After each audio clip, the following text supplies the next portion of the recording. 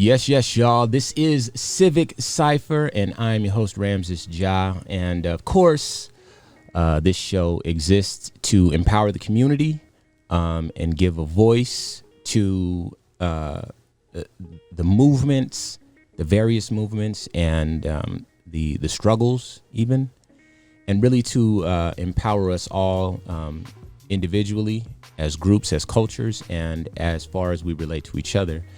And today's guest on the show is somebody that I don't even know if I want to call you a personal hero, but I think I'm going to go ahead and say it just because I've been so inspired by you that I've changed a significant amount of my life just to make sure that I got a chance to interview you.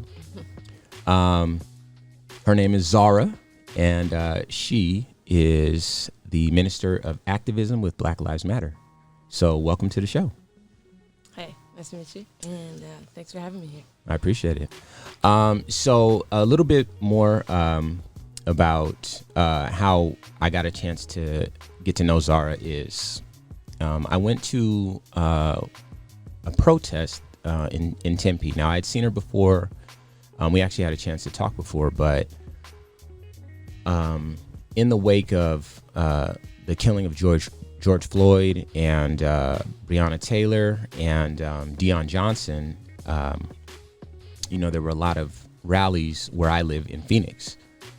And I went out to a lot of the Black Lives Matter protests, and I got a chance to see a lot of the organization. And I showed up with a bullhorn just because I had one, and one of the other people that had a bullhorn was Zarra. And so I did my best to echo sort of what she was saying, because when there's a crowd of 4,000 or 5,000 people, would you say, something like that? There's a lot of folks out there. When a crowd is that big, you end up not really reaching everybody with a bullhorn. You know, a bullhorn is good for like the first 300 people. When you have 3,000, it's just not going to work. So we had to kind of echo the message throughout the crowd. And I noticed very early on that what she was saying was very potent and very powerful. And I really wanted to make sure that she had a chance to get on the air and say some of the things that she was saying that energized the crowd and motivated people to take action. And also, after those first couple of protests, I would come home and I would watch like 12 News and some of the other media outlets. And I recognized that there was not two sides. There was not a lot of balance there. It was, those guys telling their version of the story. In other words, to them, everyone was a rioter. There were riots and all that sort of stuff. And then I was there with my children, and it wasn't that. It was very much to empower the community. And so I felt like this woman is one of the women who needed a platform to say something. And when I saw her in Tempe, there was another protest in Tempe. We stopped by the courthouse, and you stood up with, I think there was like a gate or something covering like a water main or something. You stood on that. You got a bullhorn again, and you just addressed this huge crowd. And it was so potent and it was so powerful, and it really spoke to what it was that was happening. Sort of the spirit of the movement. And again, that's when I decided, you know what? I need to do more than just show up. I need to lend as many resources to this as I can, specifically to this message. And you happen to be the person carrying that message. And it moved me and my children. We talked about that when we went home, a lot of the things that you said. And so I wanted to say that just so that you understand exactly how important this meeting was to me. And of course, on this show, we're going to have sit-down conversations with lots of folks who are very active in the community. But this one was a long time coming, and again, I appreciate you coming out. So I think first things first, tell me a little bit about what got you into activism. So there's a few things that got me into activism. I think I was a little bit inclined because my mom and my sister were involved in their union. They're both nurses.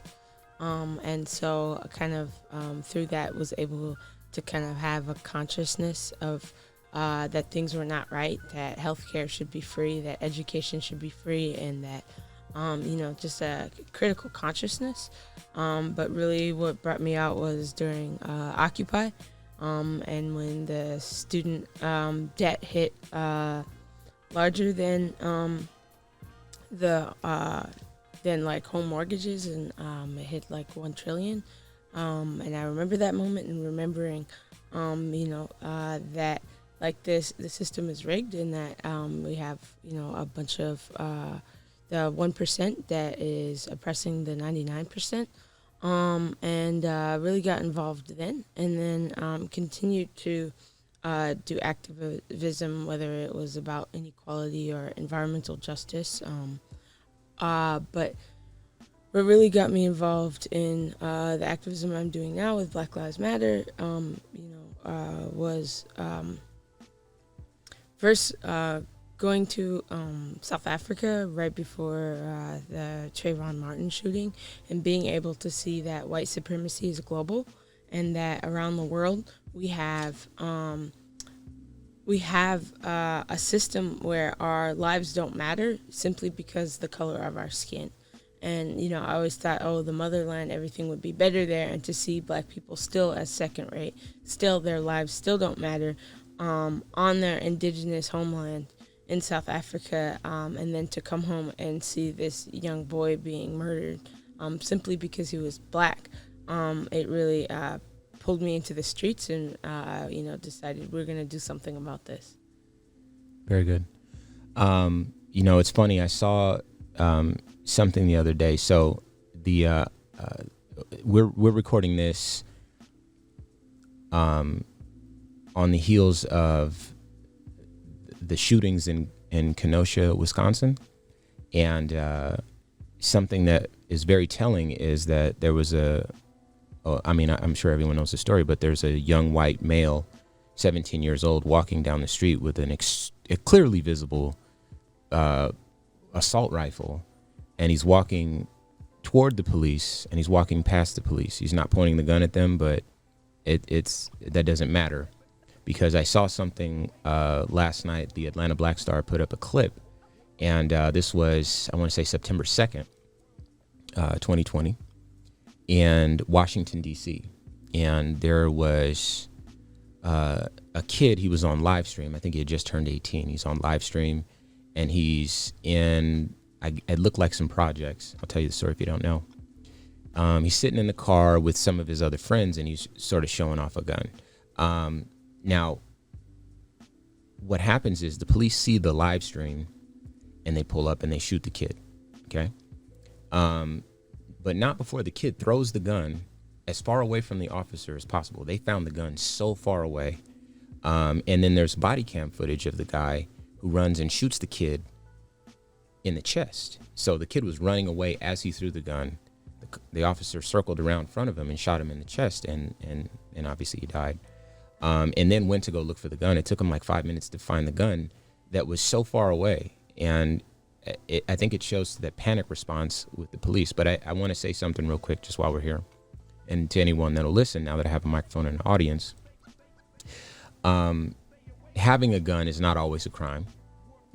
This kid was an adult and so forth and so on. But even if you wanted to make that argument, I think Zarra kind of touched on the fact that there are certain economic conditions that really lend themselves to Black and brown folks ending up in environments where, sometimes you have to fight for survival or fight to protect the things that you've earned, or anything like that. And so a lot of times in those environments, you do find people that protect themselves in that way.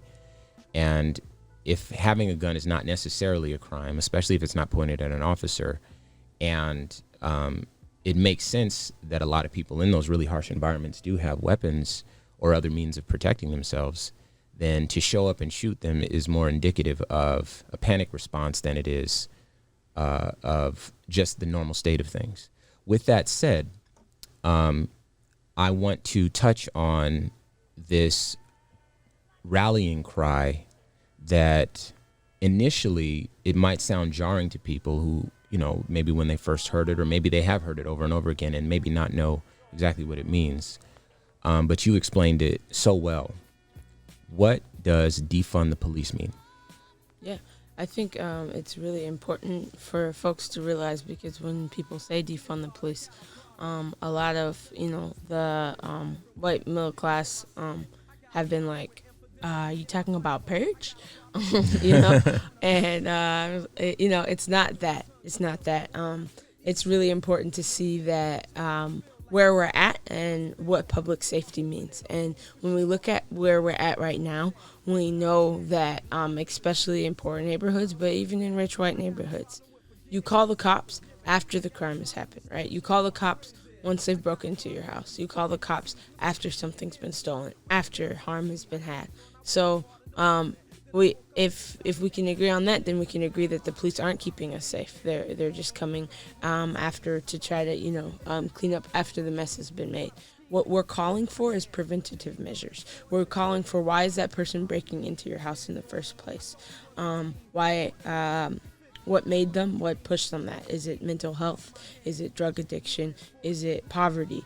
Those are systemic issues, and we can fix those issues. So when we call for defunding the police, what we're calling for is an investment into communities, an investment into mental health, an investment into community services, into being able to address systemic poverty, being able to, right now we do not have no social safety net for those who have mental health issues. And when we call the police, they often end up dead. So what we're calling for is a change to that. And I think that's something that we can all agree on. Even police, I think, will agree that they are not, and they've said it before, they're not able to handle. They do not have the skills or equipped with, the tools to be able to handle mental health issues, to handle homelessness, to handle drug addiction, and yet those are the people who are being called. So when we call for defunding the police, we're calling for other people to call. Who else can we call to address drug addiction? Who actually has the skills and the tools and the training to be able to help in that situation, instead of what do police have? They're armed with only guns. And so what ends up happening is people who are in crisis then have the cops call on them, and then it creates a larger crisis. So when we call for defunding the police, we're calling for a reimagination of what safety is, and a rebuilding and restructuring of the social safety net, so that these crimes don't happen. And that makes us all safer, because when we strengthen the social safety net, when we make sure we leave no one behind, that's how you actually reduce crime. It's not by getting more cops on the street. It's by preventing people from having to do these crimes in the first place, because no one actually wants to commit crimes. It's the society that creates the structures where it causes people to feel like they have no other option but to commit these crimes. And so once we invest in community, we reduce our reliance on police, and that doesn't make us less safe, it makes us more safe. Okay. So what do you say to someone who says, well, in recent years, there has been an increase in police funding and a decrease in the overall crime rate, and that correlation cannot be ignored? What do you say to a person with an argument like that? So crime actually started going down under Bill Clinton, and despite the fact that crime was going down, there was a lot of factors in why that happened. But while crime was going down, he actually pushed for the crime bill, pushed for further criminalization of people, and also for further funding of police departments and prisons. And so we've created this system based off of this fear. And when you look at the type of ads Clinton was running to pass the crime bill, it was criminalization, and primarily of black men, and the right still does this. And, basically it's scare tactics. But when you look at the data, we see that crime's been going down regardless, and yet we've put all this money into police. And what has that done? How are we even defining crime? Because police killings have been going up as we've been overfunding these police departments, as we've been hiring military people to treat the streets of America like a battleground. And does that make us safer? I think we could all agree that doesn't make us safer. So I think when we look at what's needed and what helps, it's not more funding to the police department. Research has shown a great way to decrease crime is actually to fund pre-K education. And then when you fund pre-K education, all of those who get access to that, it reduces the likelihood that they will go into be, victim of the school to prison pipeline, be victim of the whole carceral system. And so when we look at how much we're spending on police, and then we look at how much like a pre-K program costs, or how much it costs to reduce class sizes so that, kids, because they're basing how many prisons to build off of third grade reading scores. And so we are continuing to divest from education, divest from like community resources, while we're investing into this militarized occupying police force. So what is that going to create? It's going to create like a war. We don't have money for, education, but we have money for guns. Is that the type of society that we want to live in? That is not a society that we are safer. That's not a society where, it's a society where we're all treated like criminals. Okay, very good. Now, there's a lot of, activism on the streets. And, these are some messages that I've heard you speak about before, and I've heard them echoed in other organizations that work alongside Black Lives Matter. But Black Lives Matter, the official Black Lives Matter, of course, as a statement, that's a statement that many people can get behind. Not everyone, because obviously there's the All Lives Matter cry from some folks, and that also is a true statement in and of itself. But obviously the reason for Black Lives Matter, for those of us that understand it, is kind of built into the narrative already of our lives. But even though I know the answer, I have to ask the question: does Black Lives Matter condone anarchy and unlawfulness? So one, there's Black Lives Matter, like the national, whom I cannot speak for, okay. And then Black Lives Matter Phoenix Metro. And we are not an official chapter of Black Lives Matter National. They haven't been accepting chapters for 4 or 5 years now, but. That being said, so I would feel more comfortable just speaking to Black Lives Matter Phoenix, but our values are aligned with Black Lives Matter National, so there isn't really much of a difference here. As far as does Black Lives Matter engage in that anarchy and lawlessness? No. But as far as condemning it, we have an understanding of it, much like MLK, that a riot is the voice of the unheard. And we understand that, it's the social conditions that cause people to riot. We understand that, that people engage in that way when they've had everything taken from them. And so, again, when we think about how to make our community safer, if these people had something to lose, that wouldn't have happened in the first place. And Absolutely. So, it's the social conditions that create the riots. It's being disenfranchised for so long. It's having your community disinvested, everything from the redlining to the disinvestment of public transportation to the disinvestment of even down to the sidewalks and trees, which we don't have in Black and brown neighborhoods. We see that our lives don't matter. We see that our government doesn't care about us. And for the folks who are mostly disenfranchised and have nothing to lose, and after the continual disrespect and disregard for our lives, it causes the conditions for a riot. And so I wouldn't. I don't condone, but I don't engage in that way. However, I think it's important to recognize the way to stop riots is not bring in martial law like they've been doing. It's not to bring in federal police like they did in Portland. What did that do? It just made people more angry because you're adding fuel to the fire. The way to stop the riots is to stop unhearing the people, right? If a riot is the voice of the unheard, if you listen to what the people are saying and actually show that our lives matter and actually address these things, then there won't be riots. But as long as you treat people like their lives don't matter, you disinvest in their community, you disregard their life, you're creating the conditions of the riot. So I don't actually blame the, individual rioters. I blame the societal conditions that allowed for that to happen in the first place. And if we look at a systemic level, if we want to change this, the way that we do it is change the societal conditions to prevent rioting.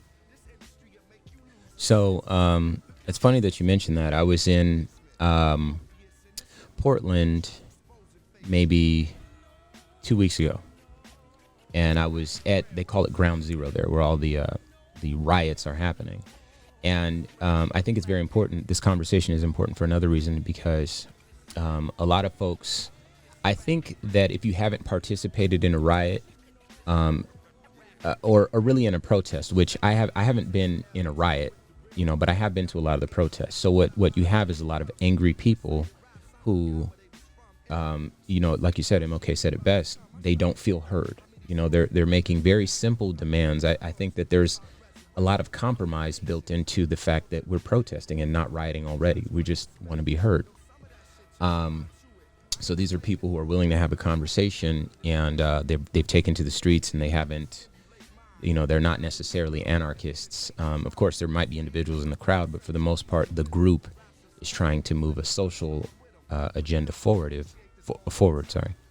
And when I was in Oregon or in Portland, you understand that the people out there, they're not opportunistic. They're not trying to break in and steal stuff necessarily. That's a function of, people being at their wits' end, and one person does something, and then there's a way for people to vent their frustration or otherwise receive some form of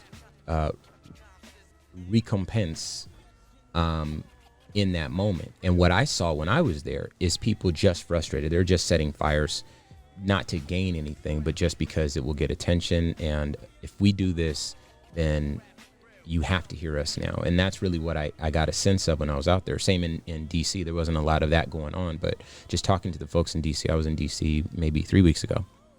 And same thing happened out there, when I was talking to people, and they were discussing how they were dealing with counter protesters and things like that. I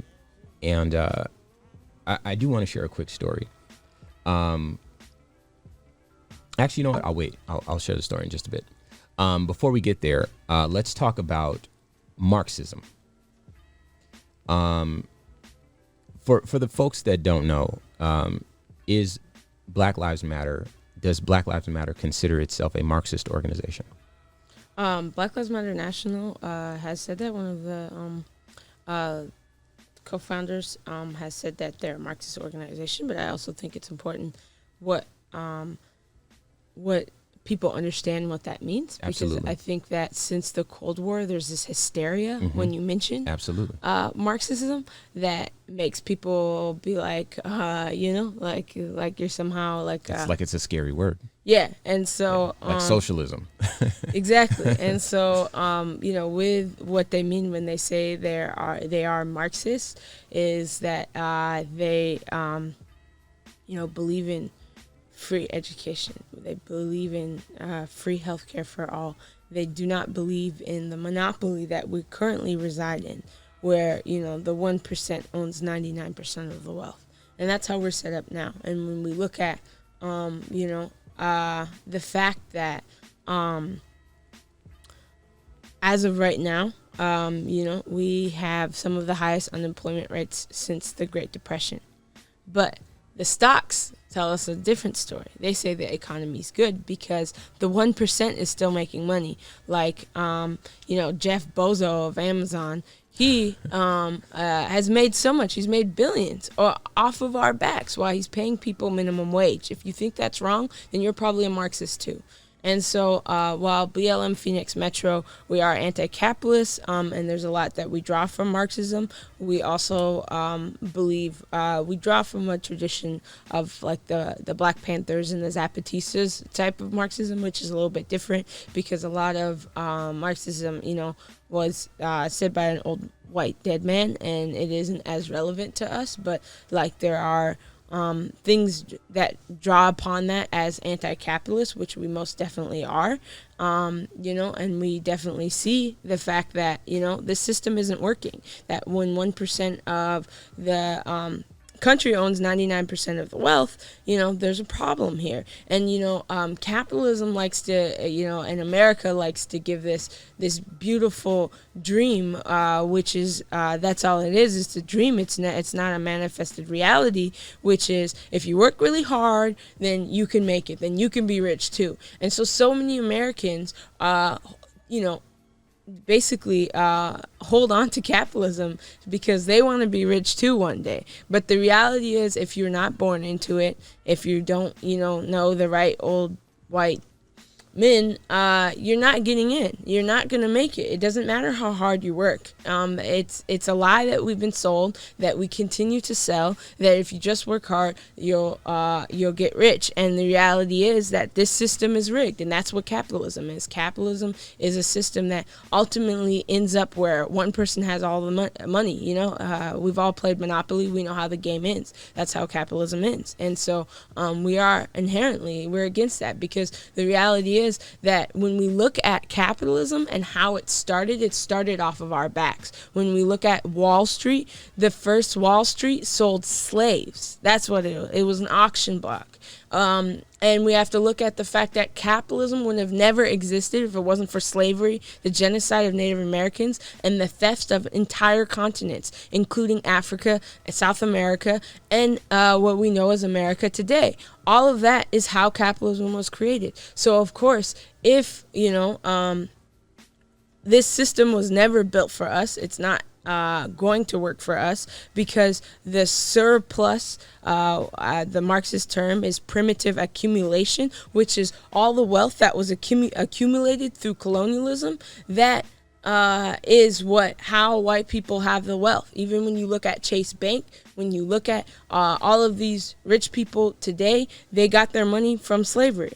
And so we as black people have to understand that while they'll let a few tokens in so that they can say the system isn't racist, so that they can say there's a black billionaire, we're never all, this system not only wasn't built for us, it was built on our backs, and it requires us to be in poverty. It requires, in order to have a 1%, you need the 99% in poverty. And so that's what, when we say that we're Marxists or anti-capitalist, that's what we mean. We say that we're against the inequality. We're against minimum wage, that when you can work full-time and still not be able to afford housing or be able to live on your own. And that is the system of capitalism, and that is a system of inequality and oppression, which we denounce. Absolutely. Now, there was a... to piggyback off of what we were talking about earlier, about the voice of the unheard, and then sort of the wealth gap, something, and this was part of the story that I wanted to tell earlier, so I'll tell it in brief, but do you remember there was a day when there's a mall here in Arizona, in Scottsdale. It's called Fashion Square Mall, and this made national headlines, and there was a protest in front of the mall that quickly turned into a looting of the mall. And I got a call from my son was staying the night over there on that night. And I got a call from the folks that lived over there, and they says, hey, there's some activity going on at the mall. You might want to come grab your son, because they live right across the street from there. So I drove over. I realized, there's no riot here. There's nothing going on. These are children. And, that was that. But I did see like droves of police, and the police weren't engaging, fortunately, and no one got hurt, to the best of my understanding. So I didn't pick up my son. There was nothing to see there. But because I saw the police and I didn't know that they weren't engaging, and I saw all these children, I decided that I was going to make sure that the people that were in the mall got away from the police without dying or otherwise getting beat up and thrown in jail or whatever. And obviously I can't save everyone, but I'm there in a truck or, whatever I was driving that day. I invited as many people who wanted to get into my car and let me drive you to where you're going so you don't have to walk by the police, so they won't hurt you. And of course, some folks jumped in the car. And what I heard in the back seat, of course, it was children. I made 3 or 4 trips just helping folks out. And no one was bragging about a new belt or, whatever they got. No one was bragging about that. What I heard, and this happened in my life, so no one can take this experience from me. Anyone with anyone who was on the outside looking in, I was there, and I was actually talking with the people this night, and then got tear gas later downtown, a whole separate city. Anyway, the kids that were in my car, all of them, beginning to end, were explaining just sort of like what you said about how there was, there's a great deal of hopelessness in their communities. And now maybe they'll listen to us. That was a direct quote from one of the kids. I don't know these people's names or anything. I wasn't there for that. Now maybe they'll listen to us. And this is them talking amongst themselves in the back seat. I think one person just broke a window. He didn't actually leave with anything, but he was so happy to see that the activity at the mall was going to affect the 1%. It was going to have to, rattle them a bit to where they understood, okay, you have to deal with the people. You can't just take and take and take. You have to actually deal with them. And that was really the tone that underscored that night. And so I think that speaks to a lot of what you're saying here. And a lot of people may not know that. When you take a step back and you look at the human component, and not property values or buildings or whatever. I saw a quote on the internet the other day, and it was something like, why does a riot justify murder, but a murder doesn't justify a riot, or something like that. And I thought that was a potent sentiment. But in any event, I did want to make sure that I mentioned that, because again, I think that in a personal experience of my own, I think that speaks to what it is that we're discussing here. Now, in terms of other organizations, or ideas, rather, concepts besides Marxism, do you know if Black Lives Matter, or would you say rather that Black Lives Matter is affiliated with Antifa? Real quick, I just want to say something about, sure. you said, Okay. the youth, and I think that's a really important part.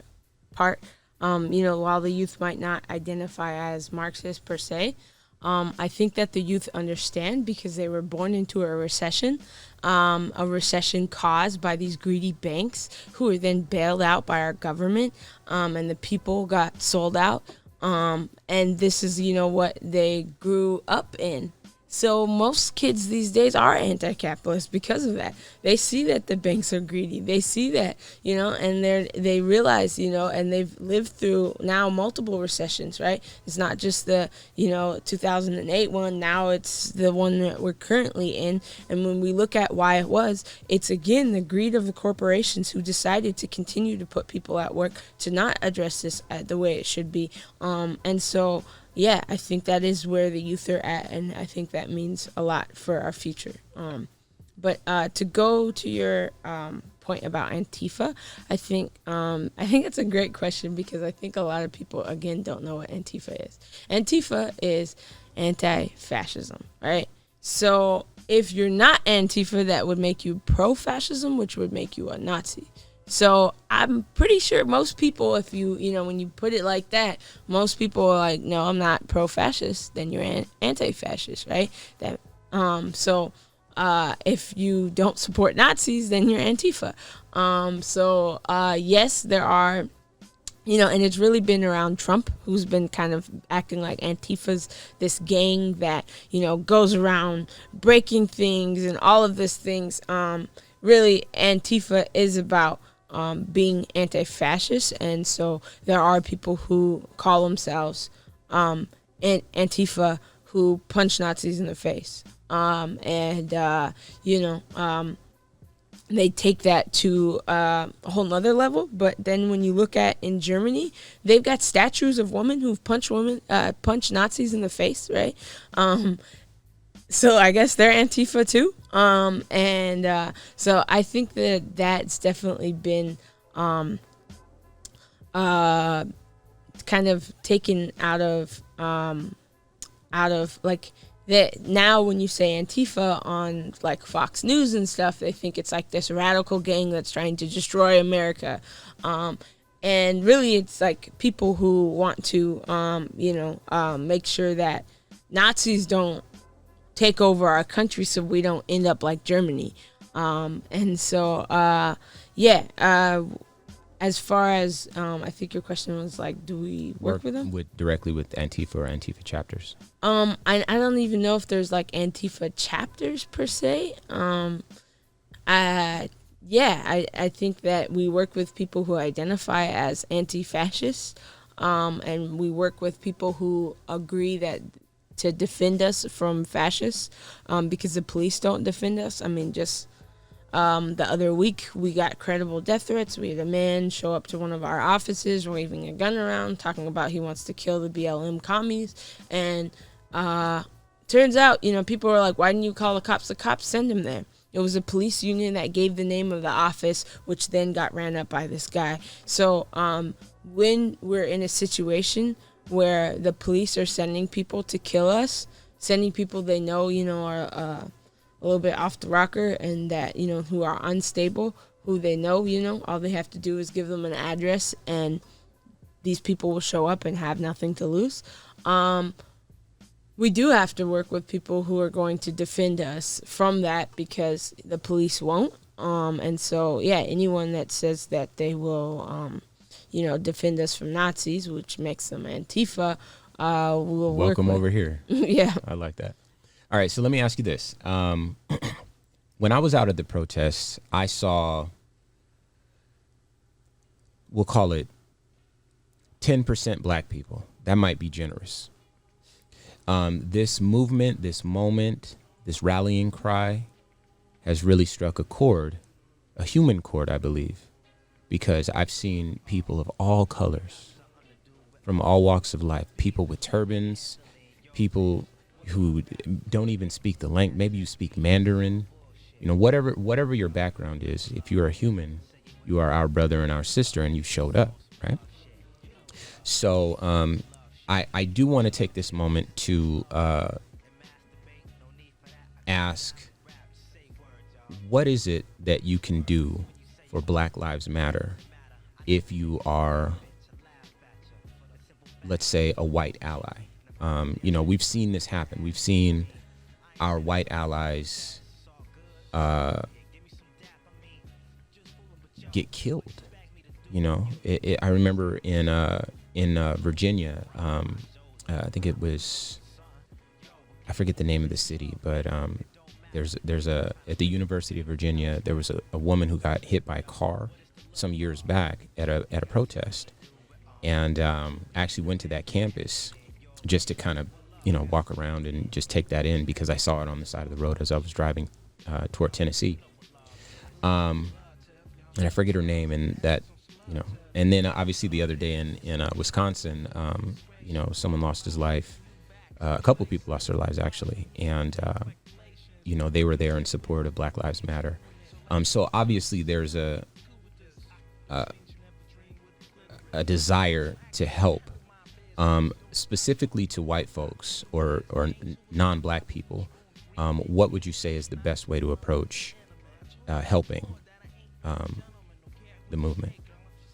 Yeah, so I think that the biggest part is helping, and that is important because when you mention like Antifa and like these other groups that come out to support, we definitely welcome them as long as they like follow our leadership. There are times when we do have like white people who will go off script and decide to do something that we don't want them to do, or not even realize the way that they're their privilege. Their privilege allows them to yell in a cop's face, and but then who gets harmed by it? It's us. And so, it's not even that we don't want you to do that, but don't do that next to black people, because we're the ones taking the heat. We even had an incident where this white guy threw a water bottle at a cop, and they grabbed one of our members, black and Latino man, who was not the person who threw the water bottle.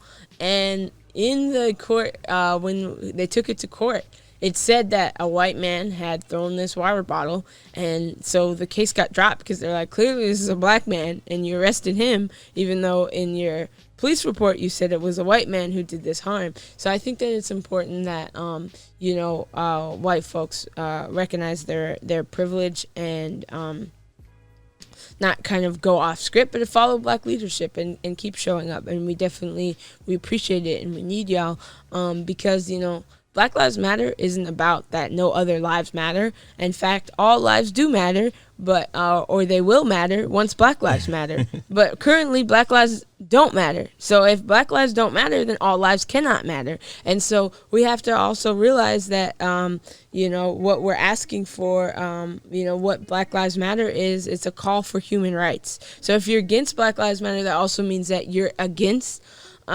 human rights, right, for all. Because that's what we're asking for. So we really appreciate people from all walks of life, people from all races and different countries showing up and helping us to make Black Lives Matter. And we ask that, you follow Black leadership. And obviously, I think that it should be also specified that doesn't just mean any Black person. But people in a leadership position, people that are rooted and grounded in community, like the Black community, because it is we are only 13% in the country. In Phoenix, we're 6%. So we couldn't have thousands of people out there if it was just us, right? We need y'all, and we appreciate y'all being there for us and coming up and showing up. And we just ask that you follow our leadership and follow what we're doing, because we do often get in trouble when people do decide to go off script. Okay. Now there's another thing that I saw when I was first sort of made aware. I mean, I'm not going to give too much away, but there's a group chat that exists, and there's a space for white allies to engage with Black Lives Matter. And I was able to see some of the calls to action, and one of them included, effectively it was saying help as a human shield, keep the police away from us. And another one was it spoke to reparations. I want you to touch on those two as well. Yeah, most definitely. So, when white people ask us what is their role in the movement, we believe that they have three prominent roles. One is for reparations, and that's reparations, not charity. It's not that you're donating to us. We have to understand, when we, again, take it back to how wealth was created in the first place. It was created through theft of land, genocide of Native Americans, and enslavement of Africans. So everything that y'all have, we built this country, and I think that it's also important to note that that all of their wealth is theft. Even if in the last couple generations, y'all worked hard, it's important to realize how you had it in the first place. So that's why we're not asking for charity, we're not asking for donations, we're asking for reparations, and we believe it's white people's duty to be able to give to us, because that's how we begin to right the wrongs that were done, and that's how we begin to change the inequalities. We don't have the Black communities are disinvested from, but the white communities have all that investment from. So if we're going to change inequality, we have to talk about redistribution of wealth, and that doesn't come from save the poor Blackies. That comes from do you want to address these harms? Do you want to really begin to address the cracks in this nation's foundation. That's really what it's a call for.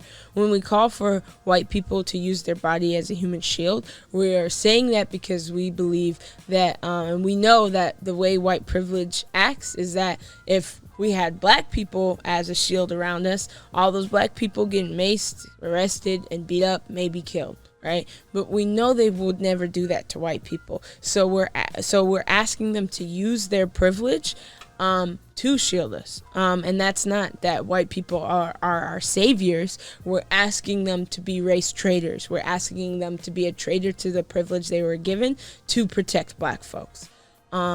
And then the last thing is to get your racist uncle. Like, many of y'all have racist family members. Many of y'all have, are related to the people who are now oppressing us. So y'all can speak to them in a way that we could never. Right? Anytime we talk to your uncle, your cousin, whatever, that's we're speaking as an outer group. But when, your daughter speaks to you, you have a harder time ignoring that. So if you know that, you have family members who are racist, who are harmful, who are police, then you should have those conversations with them. You should, again, be that race traitor, use your privilege to support black folks.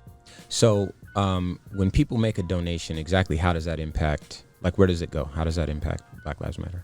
Yeah, so it goes, it directly goes to supporting the work. Currently, Black Lives Matter Phoenix Metro, we're an all-volunteer org. We have like an all-volunteer staff, and we're trying to change that because we believe black people should be paid for their labor. And over the summer, many of us have been working more than full-time for free. Currently, all the funding goes to our rent, to the supplies, to food. Food is a really important one for us because it's part of how we build community and part of our African indigenous values of Ubuntu. I am because of you. We take care of each other. And so as we're trying to build the village, we realize, we got to feed the children and anyone else who's there. And so we try to have that at our meetings, our in-person meetings. We also take care of the community, whether it's, supporting people through bailing them out through the Black People's Justice Fund, or helping them get into hotels so that single black mothers or black trans women don't have to sleep on the streets and be harassed by the police, or whether it's supporting people in their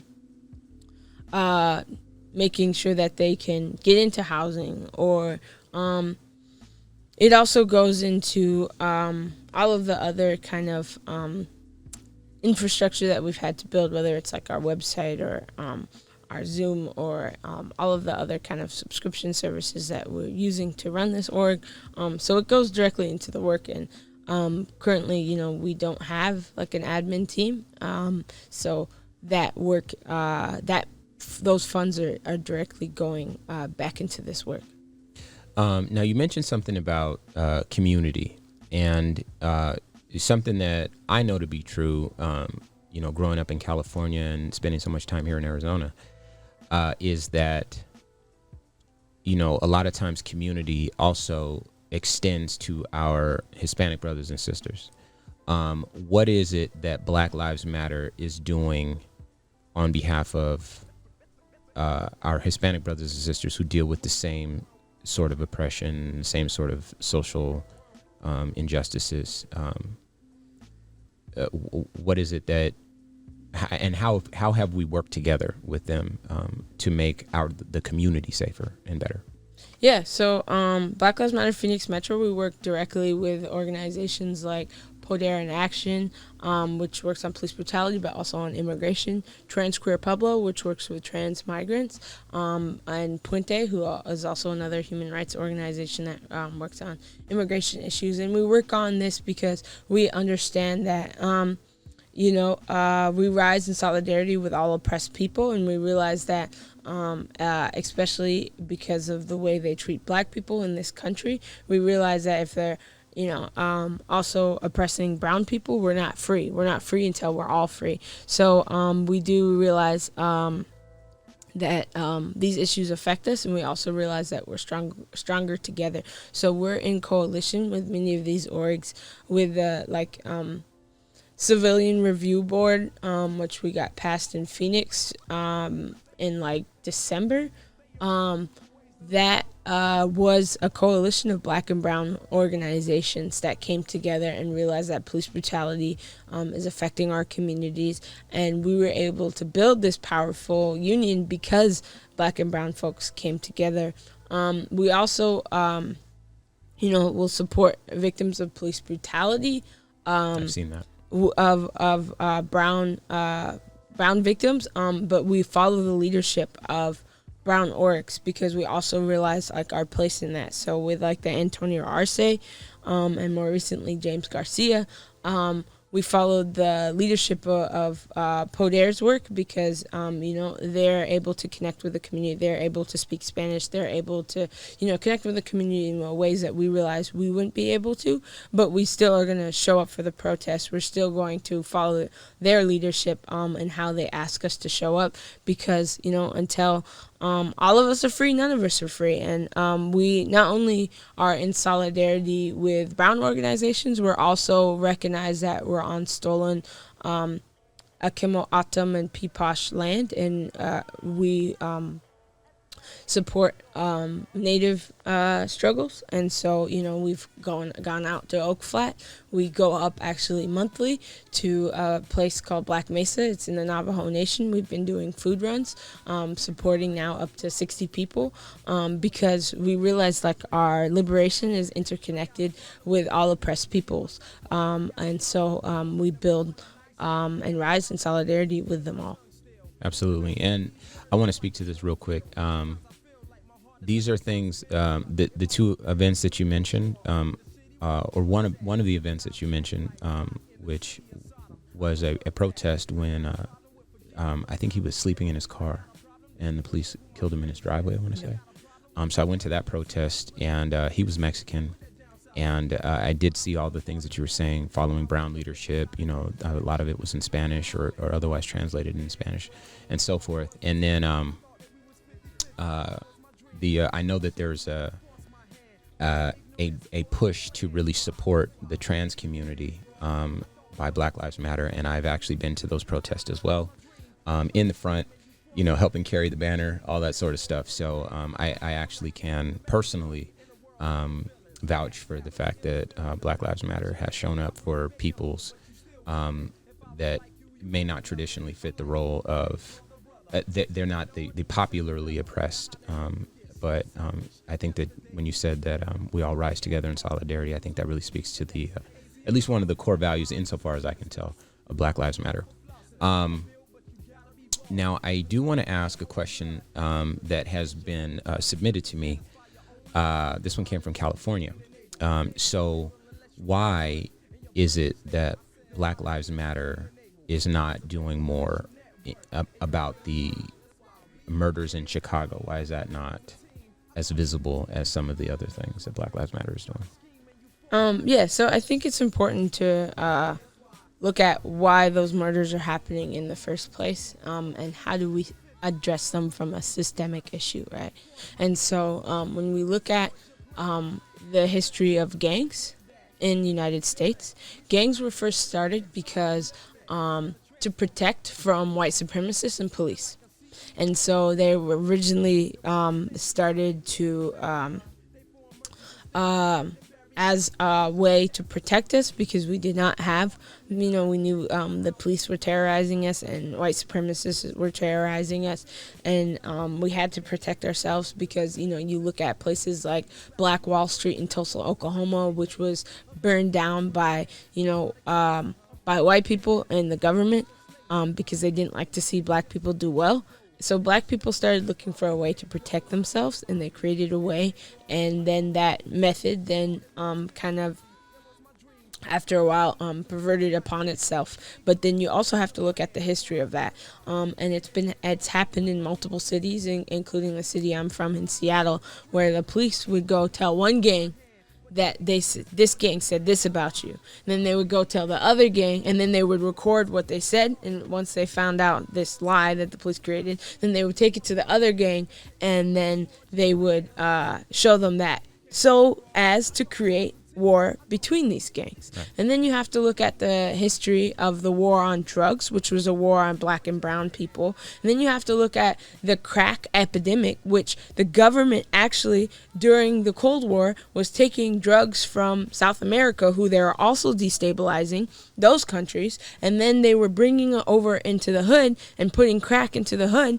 to create the conditions we are in now. So when you look at the hood and you see, gangs and drug-infested neighborhoods, you have to understand that the government did that. You have to understand that white America did that. And so when we look at how do we address that, it's not that, gun laws. Chicago has some of the strictest gun laws. That's not helping. It's not that further criminalization. It's not that to create these gang registries to further surveil black neighborhoods. None of that works. What works is what we're asking: defunding the police and investing in community. If those kids had many of the services in the first place, they wouldn't have to join the gangs. They're joining the gangs because they often are in families without fathers, and we have to look at why that is too. It's so often blamed on black women or blamed on all of these other conditions of black people, but you have to understand, in America, 1 in 3 black men are in jail. 1 in 3. So when you look at, and the ages that they're most often in jail is between the ages of 18 and 35, which are, so they're locking up the fathers and then blaming us for being fatherless, and then saying it's because of the content of our character that we're fatherless when you put all of our men in jail.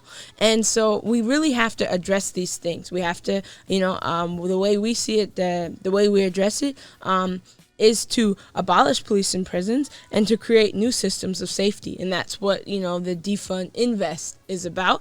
It's about creating after school programs. It's about creating stronger social safety nets so those kids don't have to feel like there's no one looking out for them and that they have to join this gang for protection, because that's what it's about. It's about protection. So if we can make sure black children don't feel unsafe, how do we make those neighborhoods unsafe? How do we make those neighborhoods safer? We invest in those communities, and we prevent the police who created these problems in the first place. It was the police and the FBI who put the crack in those neighborhoods. It's the police who took those fathers away. And so we really have to address it from a systemic side. And so often these Fox News talking points are really like blaming black people for killing themselves. And we have to understand that this is the result of the societal conditions. It's the result of intergenerational trauma, the trauma of being ripped apart. These families have been being broken up since slavery, and they never ended it. They just renamed it as prison, right? And so when we call for the abolition of prisons, it's a continuation of the call of the abolition of slavery.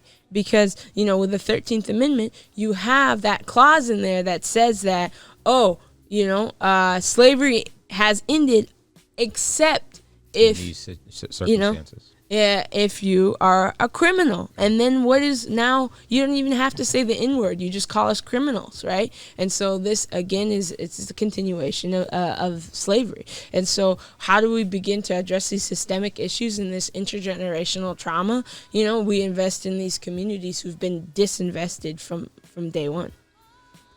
And I think that that really speaks to the fact that there's a lot of disinformation floating around out there.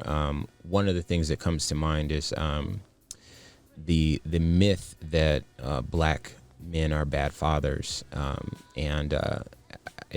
What comes to mind is there was a report from the CDC, and this will be my final thought. A few years ago, and you're welcome to Google it if you're tuning in or listening, but it turns out that black men are doing best of all races if you break it down by race. This is a Center for Disease Control. They did a study on black parenting, black fathers specifically, and as it turns out, black fathers are most engaged, most present. And so there's this prevailing myth that that's the case. And So a lot of this disinformation requires further research. But unfortunately, we're out of time. And so before I go, I want to implore you to send us all your questions, any topics that you want. Keep in mind, this is a community-supported show, so you can donate on the website, civiccipher.com. Civic Cipher is all of our social media. You can follow me at Ramses Ja. And Zarra, go ahead and leave them with your social media as well. So if you want to follow our work in BLM Phoenix Metro, pretty much on all platforms, we are BLM PHX Metro, and our website's that.org.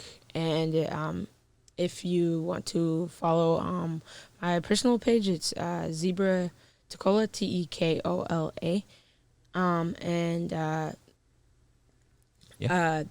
That's on IG.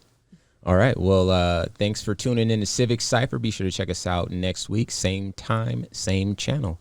And until then, stay safe, y'all.